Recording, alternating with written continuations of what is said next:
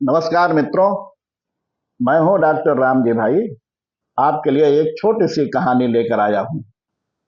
पौराणिक कथाओं के अनुसार श्री हनुमान जी के बचपन का नाम मारुति था।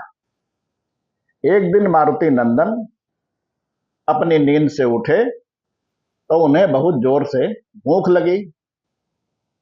आसपास तुरंत कुछ दिखाई नहीं पड़ा तो उन्होंने पास के पेड़ पर एक लाल पका हुआ फल देख लिया, जिसे खाने के लिए वह अपने घर से निकल पड़े। मारुति जिसे पका हुआ फल समझ रहे थे, वह वास्तव में सूर्य देव थे। उस दिन अमावस्या का दिन था और सूर्य को ग्रहण लगने वाला था। सूर्य देव को राहु के ग्रहण की जानकारी पहले से थी। राहु का ग्रहण का समय होता उसके पहले मारुति नंदन ने सूर्य देव को फल समझकर निगल लिया। ऐसा हो जाने पर राहु को कुछ समझ में नहीं आया कि ये क्या हो रहा है। तब राहु ने इंद्रदेव से सहायता मांगी। इंद्रदेव के बार बार अनुरोध करने पर भी मारुति ने सूर्यदेव को मुक्त नहीं किया, तो इंद्र ने उनके चेहरे पर वज्र से प्रहार किया, जिससे सूर्यदेव तो मुक्त हो गए, लेकिन वज्र के प्रहार से मारुति मूर्छित होकर जमीन पर गिर पड़े और उनकी बाईं ठुड्डी टेढ़ी हो गई। इस बारे में जब मारुति के पिता वायुदेव को पता चला तो वह बहुत क्रोधित हो गए और वह मारुति को लेकर एक गुफा में चले गए। उन्होंने संपूर्ण संसार में वायु का प्रवाह रोक दिया। चारों तरफ हाहाकार मच गया। पूरे ब्रह्मांड में सभी जीव जंतुओं के जीवन पर संकट आ गया। यह देखकर सभी देवता भी परेशान हो गए।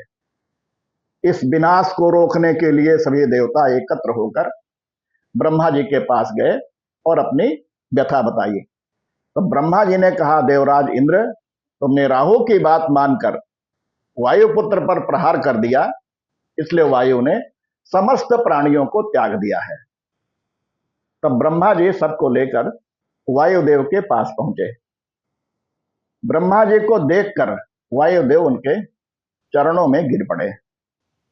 वायुदेव की गोद में सोए मारुति को देख ब्रह्मा जी ने उनके सिर पर हाथ फेरा। ब्रह्मा जी का हाथ लगते ही मारुति ठीक हो गए। सब ने मिलकर वायुदेव से क्रोध त्यागने का अनुरोध किया। तब वायुदेव ने पुनः वायु का संचार किया। तब ब्रह्मा जी सभी देवताओं से बोले, इस बालक के द्वारा भविष्य में आप लोगों के बहुत से कार्य होंगे, अतः वायु की प्रसन्नता के लिए आप सब लोग इस बालक को वर दें। तब सूर्य ने कहा, मैं अपने तेज का 100वां भाग देता हूं।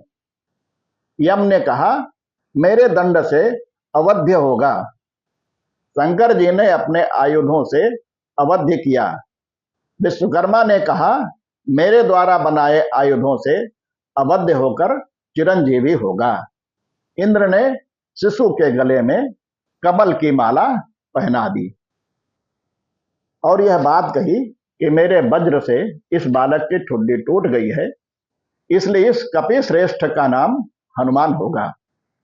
इस प्रकार सभी देवताओं के वर से अलंकृत देख ब्रह्मा जी का प्रसन्न होकर वायुदेव से बोले, ये तुम्हारा पुत्र शत्रुओं के लिए भयंकर और मित्रों के लिए अभयदाता होगा।